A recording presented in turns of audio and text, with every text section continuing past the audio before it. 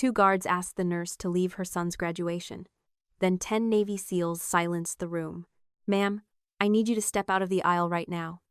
The guard's voice was low, carrying the sharp edge of practiced, unyielding authority. Evelyn didn't move. She kept her eyes strictly on the stage, her fingers gripping the frayed leather strap of her purse. "My son is next, Miss." Marston specifically requested this entire section cleared. The second guard, Silverton, murmured, stepping closer to physically block her view. "You clearly don't belong in the platinum tier. Please, make this easy." Evelyn glanced at her scuffed titanium watch. No, the emergency trauma ward of St. Jude's Memorial was not a place for the faint of heart, nor was it a place for those who required the comfort of predictability. At 3 a.m, it was a theater of controlled chaos, bathed in the unforgiving, sterile glare of fluorescent lights that made every shadow look like a bruise. The air was thick with the sharp, metallic tang of blood, the astringent bite of iodine, and the frantic, syncopated rhythm of a dozen different vital monitors screaming for attention. In Trauma Bay 4, that chaos was rapidly spiraling into panic. A multi-vehicle collision on the interstate had flooded the ward, and the young resident on duty was drowning. Beside him, Cassandra Waverly, a nurse who had graduated at the top of her class barely a year ago, was visibly trembling. Her pristine scrubs were already stained, and her hands shook as she fumbled with a central line kit. She had the textbook knowledge, the prestigious degree, and the bright-eyed ambition, but the sheer, visceral reality of a failing human body was paralyzing her. The patient, a man in his 40s with a crushed chest cavity, was crashing. His blood pressure was plummeting, the monitor letting out a sustained, terrifying tone that signaled impending cardiac arrest. "I can't get the line," Cassandra stammered, her voice cracking as she backed away from the gurney, her eyes wide with mounting terror. "The vein is collapsed. He's hypovolemic. I can't." "Step aside, Waverly." The voice was not loud. It was not a shout, but it possessed a dense, gravitational weight that cut through the frantic noise of the room with absolute precision. Evelyn stepped into the harsh light of the trauma bay. She was a woman in her late 40s, her dark hair streaked with premature silver and pulled back into a severe utilitarian knot. Her face was lined with a deep, systemic exhaustion, the kind of tiredness that sleep could no longer cure. Yet, her posture was entirely relaxed. There was a terrifying stillness to her movements. Where the other medical staff darted and rushed, Evelyn moved with the terrifying economy of a predator in its natural element. On her left wrist, contrasting sharply with her faded blue scrubs, sat a scuffed, matte black titanium watch. Its crystal face was fractured down the middle, a spiderweb of cracked glass that had clearly survived a catastrophic impact. It was not a nurse's watch. It was a tactical timepiece, bulky and heavy, ticking with mechanical, unyielding indifference to the life-and-death struggle in the room. Evelyn didn't wait for Cassandra to move. She smoothly displaced the younger nurse with a gentle but immovable shoulder. She took the central line kit, her fingers steady, her heart rate remaining at a cool, resting 60 beats per minute. She didn't look at the screaming monitors. She listened to them, interpreting the pitch and frequency while her eyes remained locked on the patient's pale neck. "Blind insertion," the resident warned, his voice pitched high with stress. "You can't see the—" "I don't need to see it," Evelyn said softly. "I know where it is." With a swift, fluid motion that defied the frantic energy of the room, she angled the needle. There was no hesitation, no tremor. She found the internal jugular by pure, ingrained instinct, muscle memory forged in places far darker and infinitely more dangerous than a brightly lit civilian hospital. A flash of dark blood appeared in the syringe. "Line is in. Secure it," Evelyn instructed, stepping back as seamlessly as she had arrived. "Push 2 units of O-negative, fast, and get ready for a chest tube on the right side. He's developing a tension pneumothorax. You have about 90 seconds before his trachea deviates completely." Cassandra stared at Evelyn, her mouth slightly open, a mixture of awe and bruised pride washing over her face. "How did you couldn't even feel a pulse there." Evelyn didn't look up as she stripped off her bloody gloves, tossing them into the biohazard bin with a muted snap. "You rely too much on the machines, Waverly. When the machines fail, you have to read the body. The body always tells the truth." She walked out of the trauma bay, the chaotic noise of the ward rolling off her shoulders like rain. She was just Evelyn here, a quiet senior floor nurse who worked the graveyard shift, She didn't socialize in the break room. She didn't participate in the hospital gossip. She simply did the work that others couldn't, clocked out, and went home to a life that nobody in this building knew anything about. Retreating to the cramped, dimly lit staff locker room, Eveline finally allowed herself a moment of weakness. She leaned against the cool metal of her locker, closing her eyes and letting out a long, slow breath. Her joints ached with the deep, pervasive throb of old injuries, phantom pains from a life she had purposefully buried. She raised her left wrist, her thumb brushing gently over the fractured face of the titanium watch. The rough texture of the broken glass was a grounding mechanism. It was a tactile reminder of the dust, the noise, the deafening roar of rotor blades, and the smell of cordite. It was a reminder of the men she had saved, and the ones she couldn't. Opening her locker, Eveline ignored her spare scrubs and reached for a pristine, thick envelope resting on the top shelf. The paper was heavy, embossed with gold foil. It was an invitation. The Wellington Maritime and Diplomatic Academy requests the honor of your presence at the commencement ceremony. Inside the envelope was a ticket. Not just any ticket, but a heavily watermarked pass for the platinum tier, the absolute front row. Her son, Corbin, had secured it. He had spent the last 4 years at Wellington, a bastion of generational wealth and political legacy, fighting tooth and nail for every grade, every commendation, every scrap of respect. He didn't have a senator for a father. He didn't have a hedge fund fortune backing him. He had Eveline. He had her graveyard shifts, her quiet sacrifices, and a work ethic forged in the fires of her unspoken past. Tomorrow, Corbin was graduating at the top of his class. He was receiving the Vanguard Honor, an award traditionally reserved for the scions of political dynasties. He had earned it with blood, sweat, and absolute brilliance. Eveline tucked the envelope into her battered leather purse. She looked at her reflection in the smudged locker room mirror. She saw the graying hair, the tired eyes, the cheap, sensible shoes. She knew she was about to step into a world that despised people like her, a world that measured a person's worth by the cut of their suit and the pedigree of their last name. Just one day, she whispered to her reflection. Keep your head down. Be a mother. Just one day. She touched the cracked face of the titanium watch one last time, feeling the steady, relentless ticking beneath the broken glass, and walked out into the breaking dawn. The Wellington Maritime and Diplomatic Academy did not merely exist, it presided. Situated on 300 acres of pristine, manicured coastline, the campus was a formidable display of Gothic architecture and unapologetic elitism. Its towering stone spires, ivy-choked archways, and sweeping emerald lawns were designed to intimidate, to draw a stark and undeniable line between those who belonged inside its wrought iron gates and the rest of the world outside.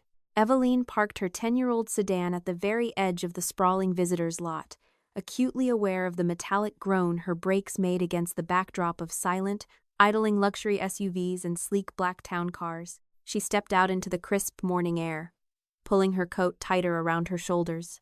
She had dressed with meticulous care, but there was only so much that could be done with a budget that prioritized textbooks and tuition over tailored fashion. Her dress, a modest navy blue sheath, was clean, perfectly pressed, and undeniably off the rack. It lacked the subtle, structural elegance of bespoke tailoring that draped the women walking past her. They moved in clouds of expensive, subtle perfumes, their heels clicking sharply on the cobblestones, casting brief, dismissive glances at Eveline's sensible flats and her frayed leather purse. She didn't mind the stares. In her previous life, being invisible had been a tactical advantage. Here, it was merely a social reality. She found Corbin near the grand entrance of the main auditorium. He looked breathtakingly sharp in his immaculate white dress uniform, the brass buttons polished to a mirror shine, the blue piping sharp and crisp. He was a tall young man, inheriting his mother's quiet intensity but carrying none of her hidden ghosts. Yet, as Eveline approached, she could see the tension radiating from his shoulders. He was scanning the crowd, his smile tight, his eyes reflecting the deep-seated anxiety of an outsider who had kicked in the door but still felt the room waiting for him to leave. "Mom," he breathed out, his posture relaxing instantly as he saw her. He stepped forward, wrapping her in a tight, desperate hug, uncaring if it wrinkled his uniform. "Look at you," Eveline murmured, her voice thick with an emotion she rarely allowed herself to show. She smoothed a microscopic piece of lint from his lapel. "You look like an admiral already." Corbin offered a small, crooked smile. I feel like a fraud. Every time I look around, I expect someone to ask for my pedigree papers. You earned your place here, Corbin, Eveline said, her tone suddenly shifting, taking on that same heavy, grounding weight she used in the trauma ward. Her eyes locked onto his, intense and unyielding. You outworked them. You outsmarted them. You are standing here on your own 2 feet, not on the shoulders of some long-dead grandfather. Never let them make you feel like a guest in a house you helped build. Corbin nodded slowly, drawing strength from her absolute certainty. I know. It's just the Vanguard honor. They're not happy about it. The board, I mean. Eveline's eyes flicked over his shoulder, scanning the courtyard with practiced, unconscious situational awareness. She noted the private security contractors, men in sharp suits with coiled earpieces, trying to look unobtrusive and failing miserably. She noted the way the crowd naturally parted around a particular group standing near the VIP entrance. At the center of that group was Jolene Marston. Jolene was a woman constructed entirely of sharp angles and soft silk. She was the president of the Wellington Alumni Board, the wife of a federal judge, and the mother of the young man who had come in second to Corbin for the Vanguard honor. She wore a tailored cream suit that probably cost more than Eveline made in a month, and she directed the people around her with tiny, imperceptible movements of her perfectly manicured hands.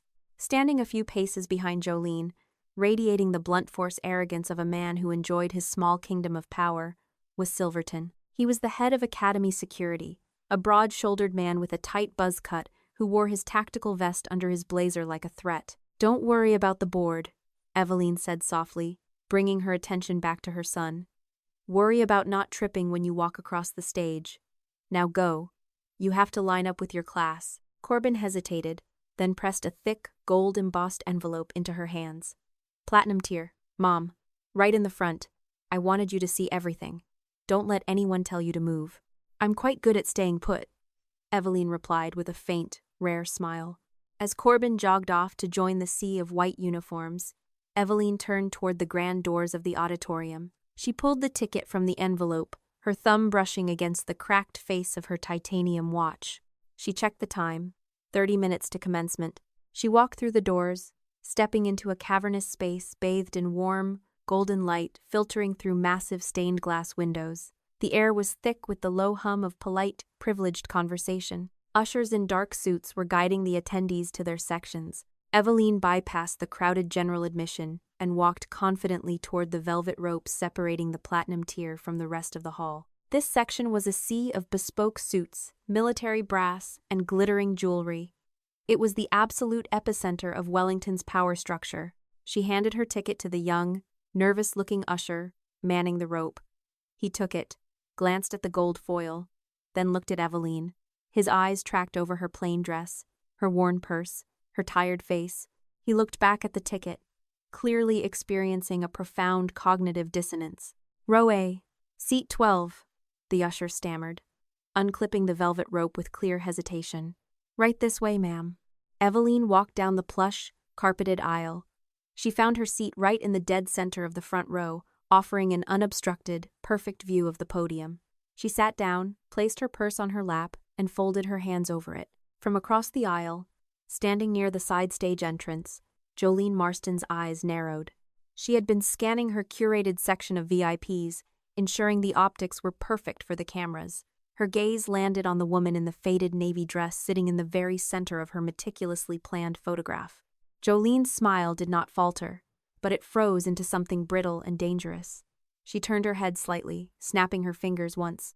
Immediately, the heavy, imposing figure of Silverton stepped out of the shadows and leaned in to listen. Jolene didn't look at the security chief. She kept her eyes fixed squarely on Eveline, her voice dropping to a harsh, venomous whisper. The machinery of exclusion had begun to turn. Eveline sat quietly in the front row, the titanium watch ticking against her wrist, waiting for the impact. The auditorium was filling rapidly, the low murmur of conversation swelling into a steady, expectant roar. The air conditioning was powerful, yet it couldn't completely cut through the scent of expensive cologne and the latent heat of hundreds of bodies packed into the grand hall. Eveline sat perfectly still, an island of immobility amidst the rustling silk and shifting tailored suits around her. She felt the eyes on her. It was not a singular, aggressive stare, but rather the collective, corrosive weight of dozens of sidelong glances. The parents in the platinum tier were masters of the subtle freeze-out. They didn't point or whisper behind their hands. They simply allowed their gaze to slide over her, communicating with absolute clarity that she was an error in their carefully curated environment. Eveline breathed in slowly through her nose, expanding her diaphragm, and exhaled through her mouth. A simple, tactical breathing technique. 4 seconds in, 4 seconds hold, 4 seconds out. She anchored her mind not on the hostility of the room, but on the empty wooden podium on the stage. This was Corbin's day. Nothing else mattered. A shadow fell over her lap. Eveline didn't jump. She merely shifted her gaze upward, her expression entirely neutral. Standing over her was Jolene Marston, flanked by the heavy, looming presence of Captain Silverton. Up close, Jolene's wealth was even more oppressive. The fabric of her cream suit was flawlessly smooth, her jewelry understated but blindingly expensive. She offered Eveline a smile that contained zero warmth, a terrifying weapon of high society polite hostility. "Excuse me," Jolene said, her voice dripping with artificial sweetness, a southern light drawl that was entirely performative. "I believe there's been a bit of a clerical mix-up." Eveline looked calmly at Jolene. She did not stand. She did not fidget. "A mix-up?" "Yes," Jolene continued, clasping her hands together in front of her. "This section is entirely reserved. The platinum tier is strictly allocated for the board of directors, high-ranking military dignitaries, and the families of the legacy honor students. I'm afraid the usher made a terrible mistake letting you pass the ropes." Eveline slowly reached into her frayed purse. Her movements were deliberate, unhurried. She extracted the thick, gold-embossed envelope and pulled out the ticket, holding it up so Jolene could see the heavy watermarking and the precise seat assignment. "Row A, Seat 12, Eveline read softly, her voice devoid of any defensive tremor. "The ticket is valid. My son, Corbin, is receiving the Vanguard honor today. He was allocated this seat." Jolene's false smile tightened, the edges of her lips pulling taut against her teeth. The mention of the Vanguard honor, the award stolen from her own son by this woman's boy, caused a flicker of genuine venom to flash in her eyes. "Ah, the scholarship boy," Jolene said, the word scholarship weaponized perfectly. "Yes, Corbin is quite industrious. But surely you must understand. These specific seats are positioned for the official press photographs. We have senators and a 2-star admiral arriving momentarily. It's simply a matter of protocol. I have instructed my staff to find you a perfectly lovely seat in the upper mezzanine. You'll have a wonderful bird's-eye view." It wasn't a request. It was an eviction notice wrapped in a velvet ribbon. "I am fine where I am, Miss Marston," Eveline replied, returning the ticket to her purse. She shifted her gaze back toward the empty stage, a clear dismissal. "Thank you for your concern." The air around them seemed to drop 10 degrees. The wealthy parents in the adjacent seats had gone completely silent, pretending to look at their programs while eagerly hanging on every word of the confrontation. Jolene Marston was not a woman who was told no. Jolene took a half-step back, dropping the veneer of politeness entirely.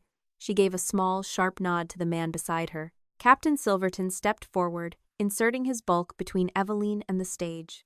He was a man who relied heavily on physical intimidation. He had spent years bouncing at high-end clubs before transitioning to private security, and he knew how to use his size to make people shrink. He leaned down, placing one large, heavy hand on the armrest of Eveline's chair, bringing his face uncomfortably close to hers. "Ma'am, I need you to step out of the aisle right now."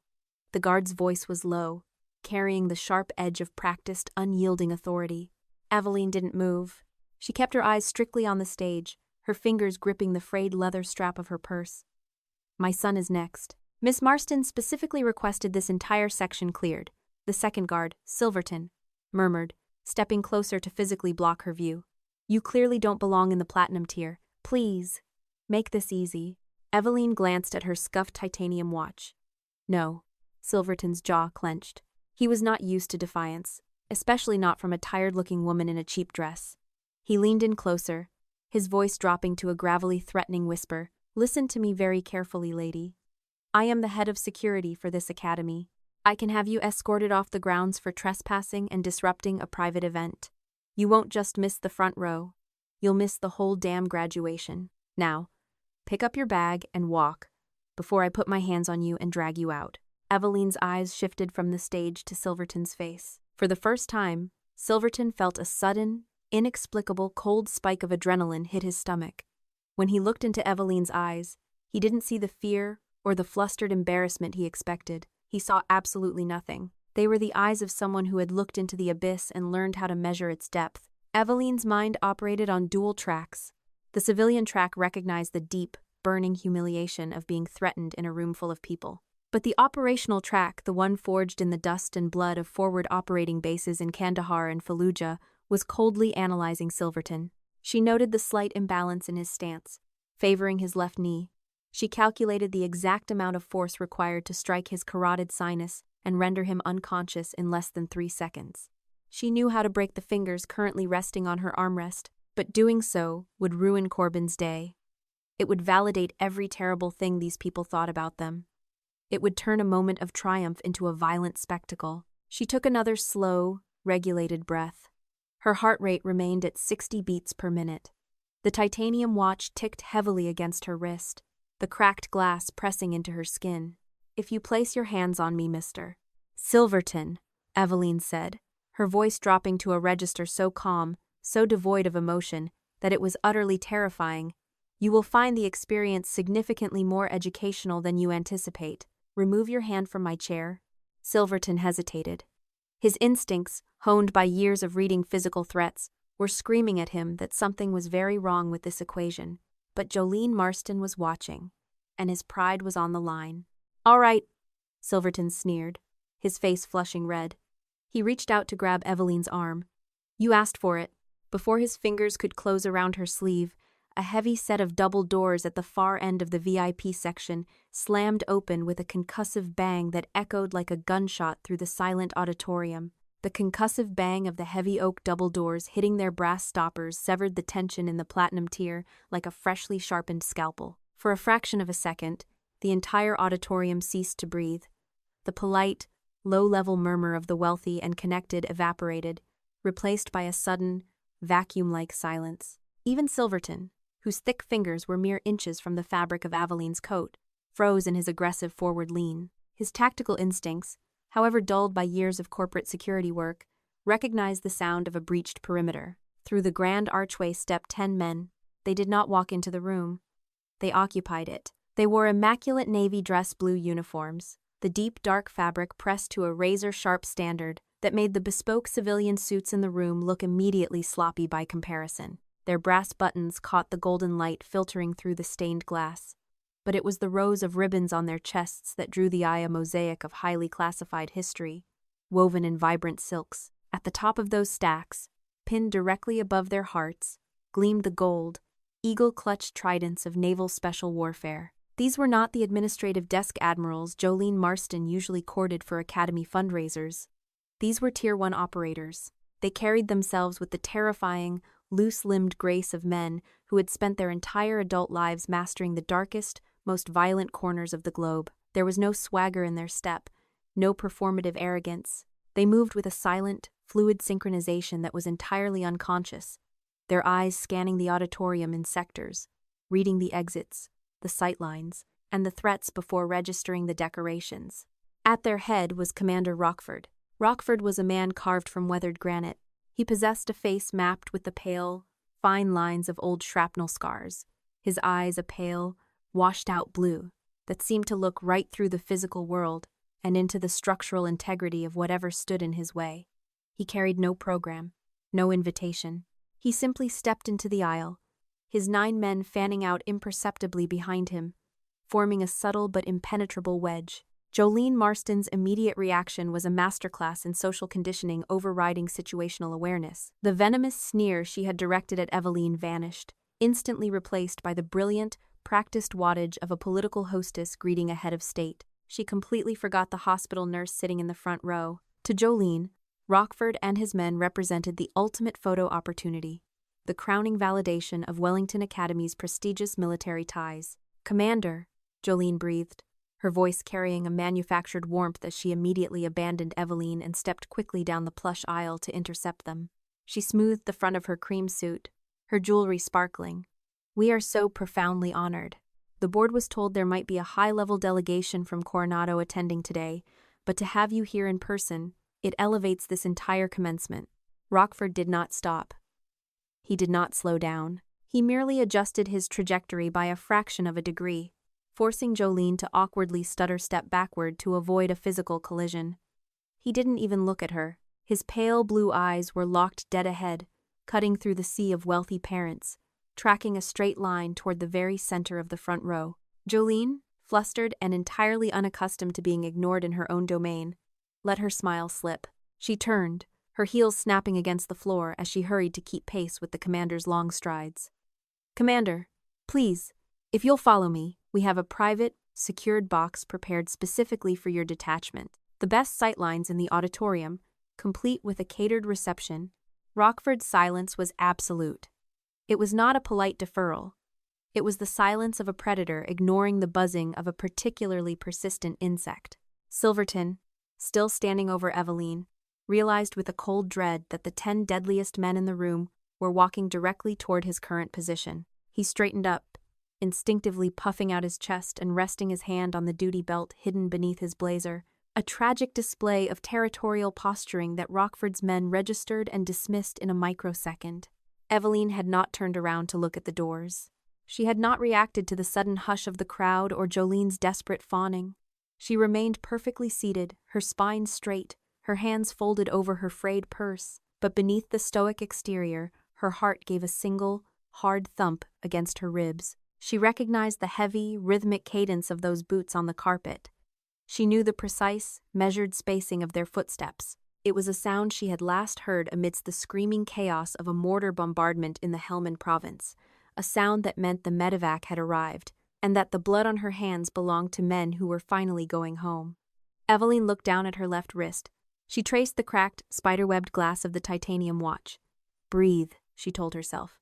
4 seconds in, 4 seconds hold. This was Corbin's day. She could not let the ghosts of her past bleed into his future. She had meticulously walled off her former life, burying the accolades, the classified commendations, and the nightmares beneath the quiet, exhausting routine of a civilian trauma nurse. She had done it to give Corbin a normal life, to let him shine on his own merits without the heavy, suffocating shadow of her history hanging over him. She heard Rockford's footsteps stop exactly 2 feet behind her chair.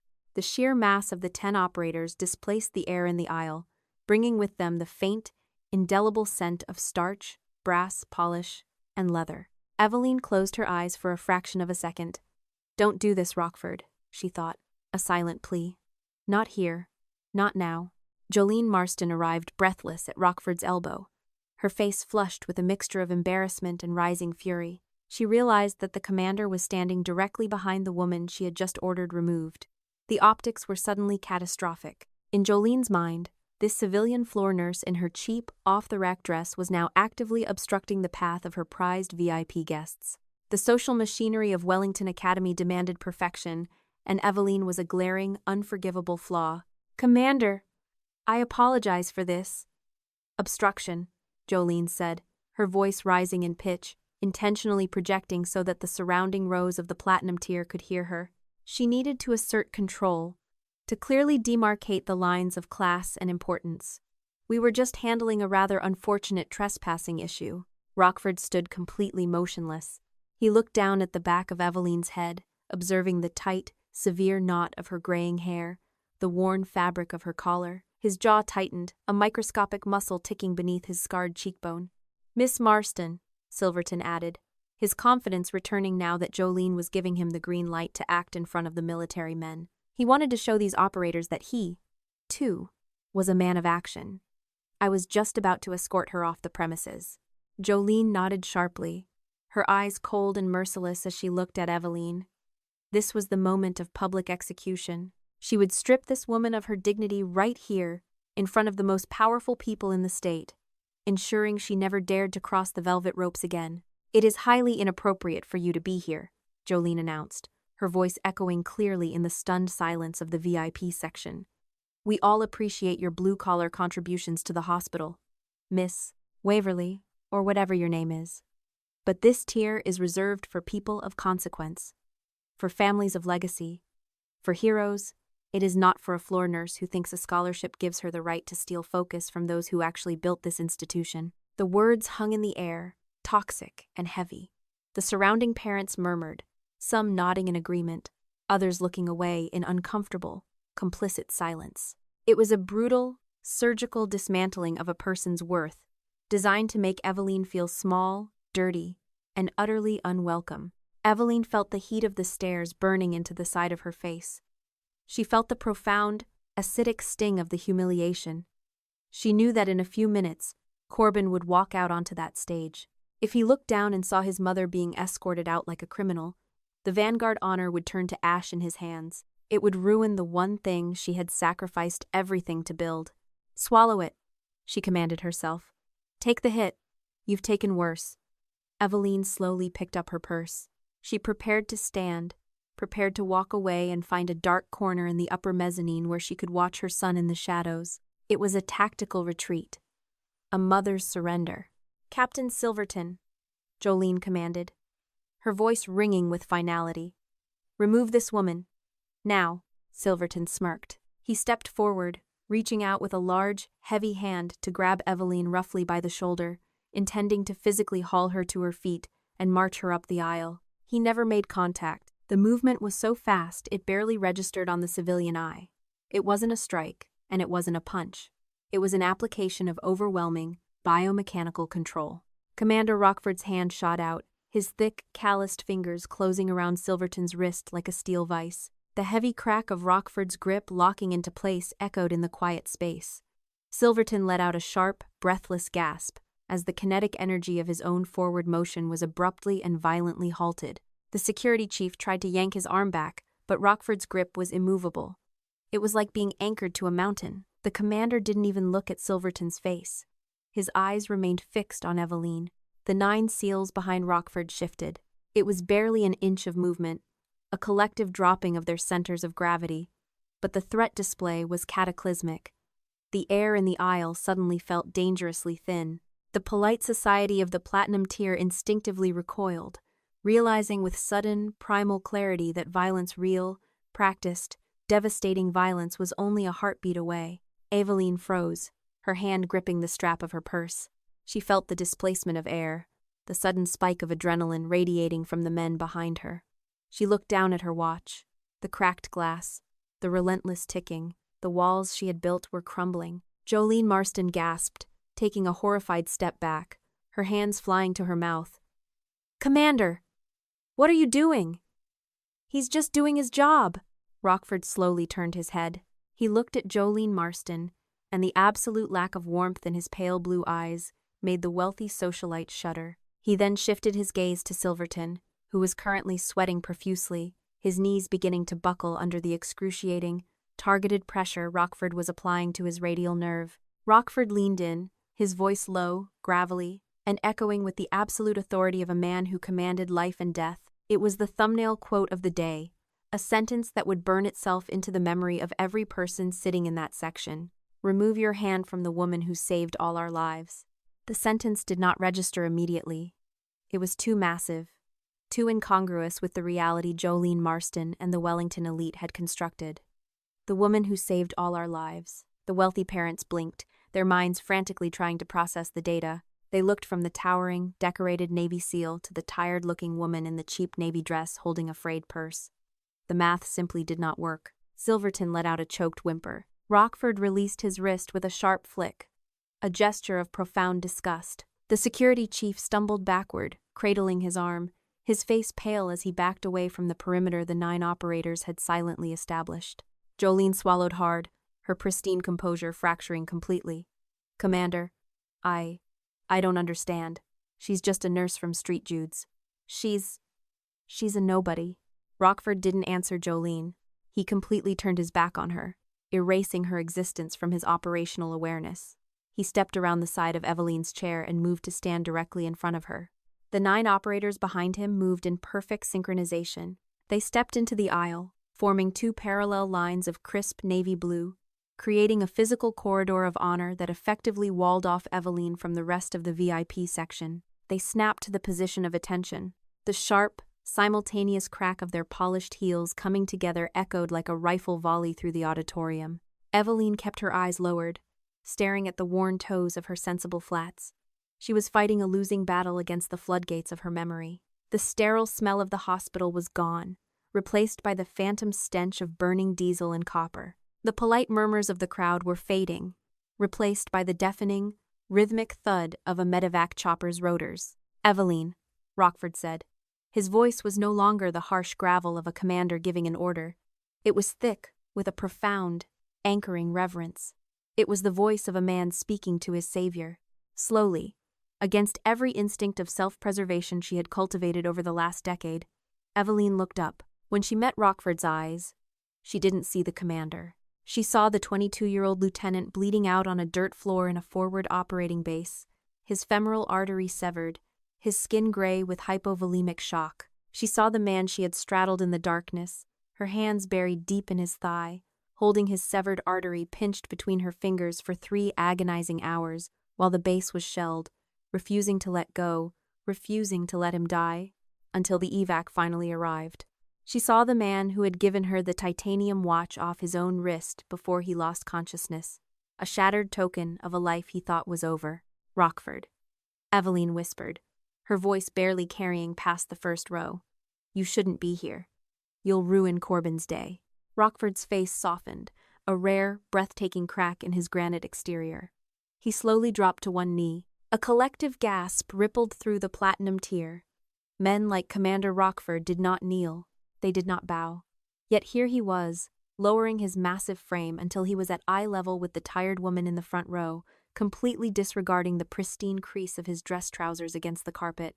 "We are exactly where we belong, Chief," Rockford said softly, using her old, classified rank, a rank that didn't exist on any public record, but carried the weight of a god among the men of naval special warfare. He reached out slowly, telegraphing his movement, and gently placed his large, calloused hand over hers, covering the cracked face of the titanium watch. "When we heard your boy was graduating," Rockford continued, his voice carrying just enough for the stunned silence of the room to absorb every word. "When we heard he was taking the Vanguard, we made some calls. We found out what time he was walking across that stage. And we mobilized." Eveline closed her eyes.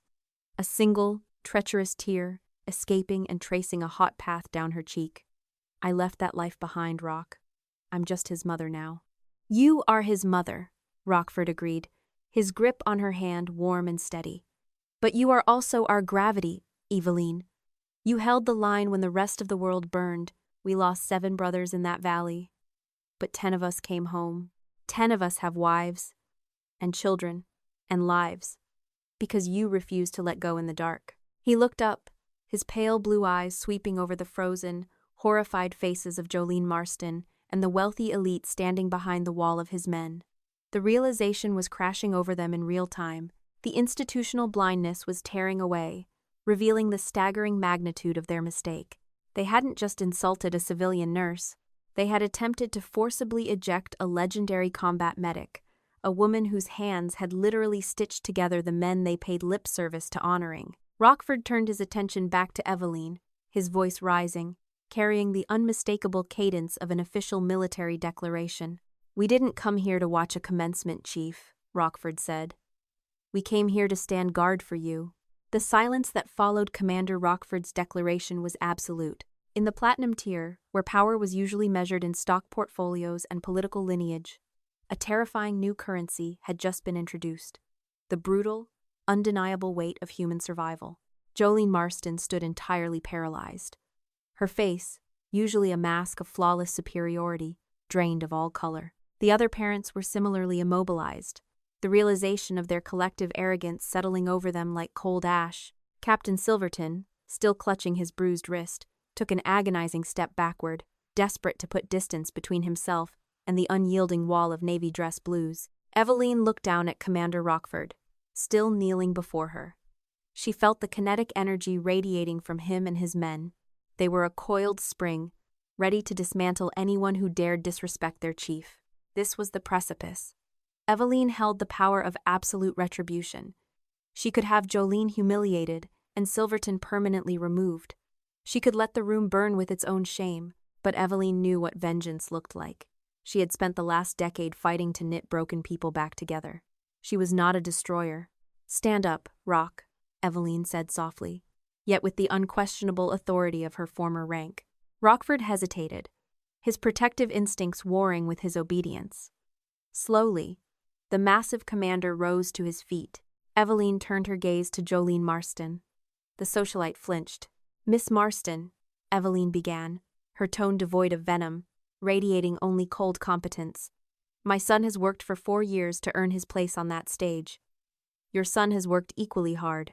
This room is a place of learning, and today is a day to honor their futures, not our egos."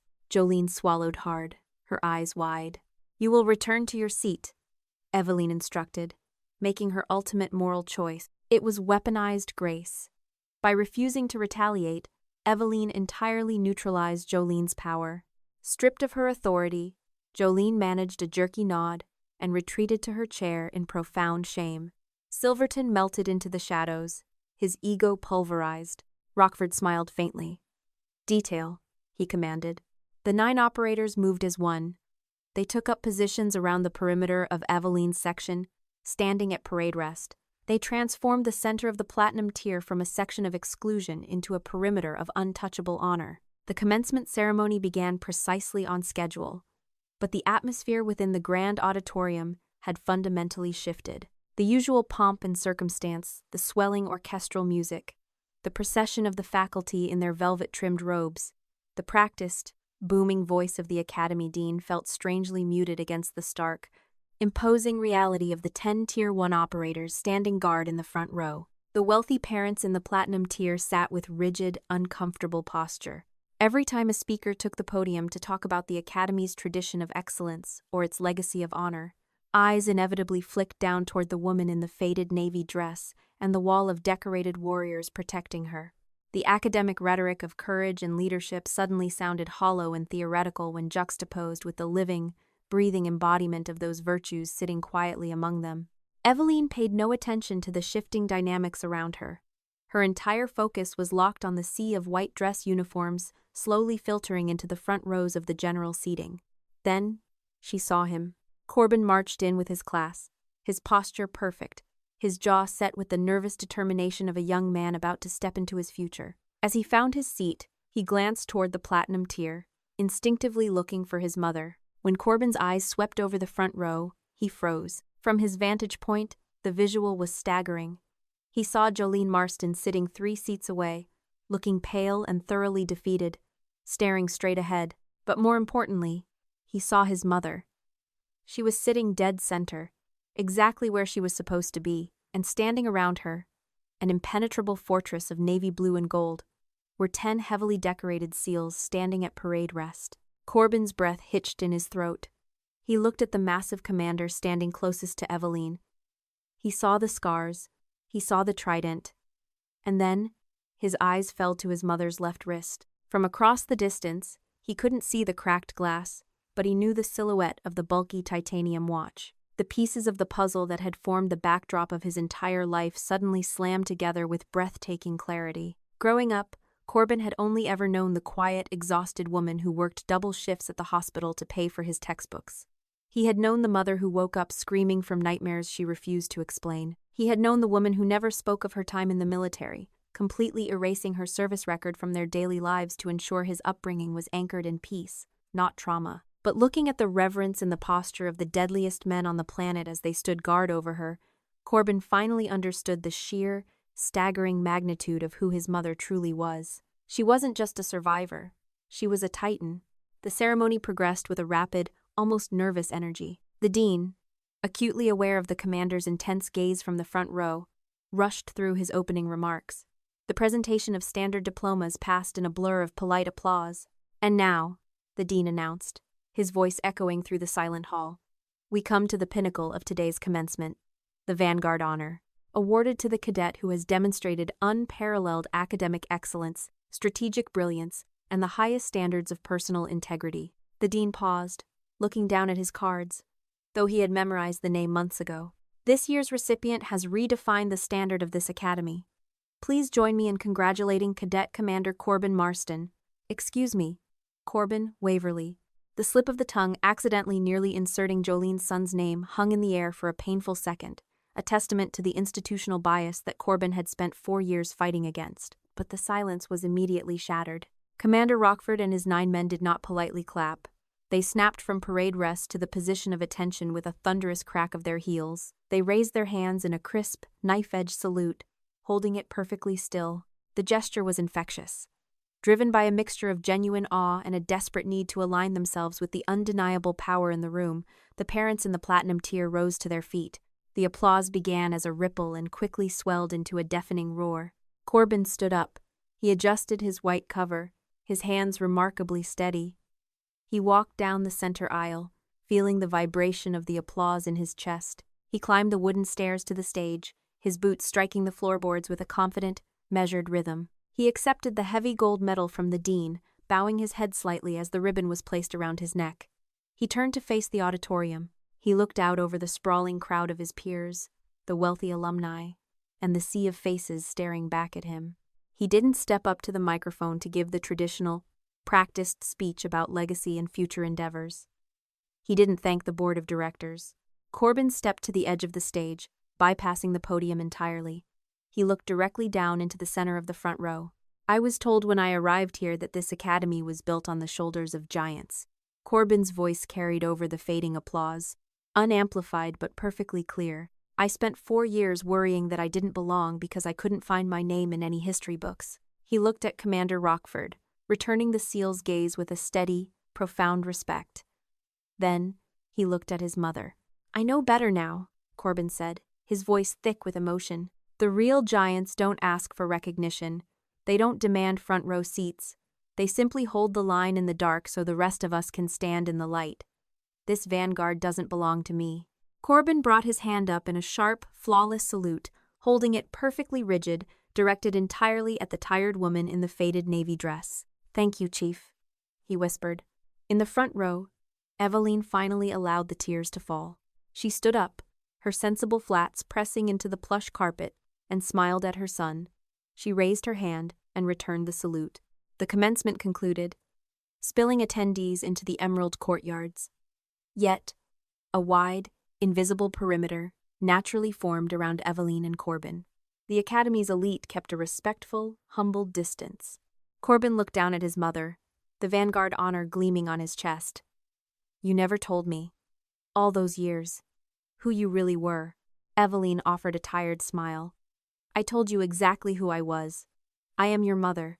You deserve to build your own life, unburdened by my ghosts. Heavy footsteps crunched on the gravel.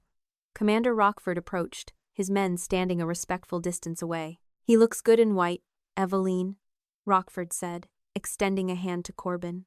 Congratulations, Vanguard. Your mother is the finest operator I have ever served with. Thank you, sir, Corbin said, shaking his hand. For everything today. We just secured the perimeter, son. Rockford smiled. Your mother took the objective. We ship out tonight, Chief. Back into the dark. But I needed to see that the life we bought that day was worth it. It was.